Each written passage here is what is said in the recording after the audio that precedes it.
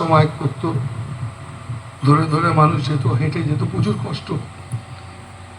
তিনি সে সময় কি হাজির হলেন,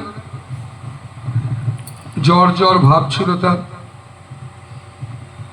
সমুদ্র ধারে ভোরবেলা গিয়েছেন, সমুদ্র দেখছেন, ফাঁকা কেউ নেই। হঠাৎ দেখছেন ফিরে, উল্টো দিকে ফিরে ঘুরে দেখছেন জটা জুটো সন্ন্যাসী, যার বোধহয় 6.5 থেকে 7 ফুট লম্বা, এরকম একজন সন্ন্যাসী।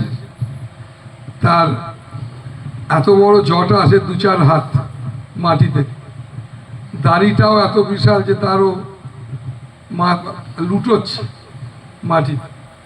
এরকম একজন সন্ন্যাসী দাঁড়িয়ে আছে এবং তাকে বলছে আয় আমার কাছে। তো উনি ছুটে যেতেই কোলে তুলে নিয়েছে।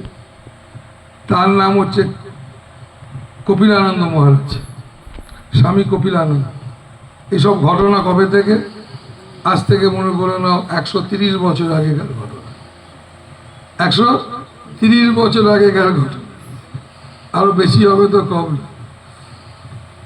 তো তাই তিনি তার কাছে ওইখানে, ওই গঙ্গাসাগরে তখন সুন্দরবন জঙ্গল, ওই জঙ্গলে মানুষ থাকতো না। স্বামী কপিলানন্দ মহারাজ থাকতেন জঙ্গলে। তখন আমার গুরুদেব ওনার সঙ্গে থাকতেন। তখন এই সাগরে বাঁশ টাস যারা কাটতে টাটতে যেত, ব্যবসা করতো, তারা যেত, তাদের লেবাররা সব বাঘের পেটেও যেত।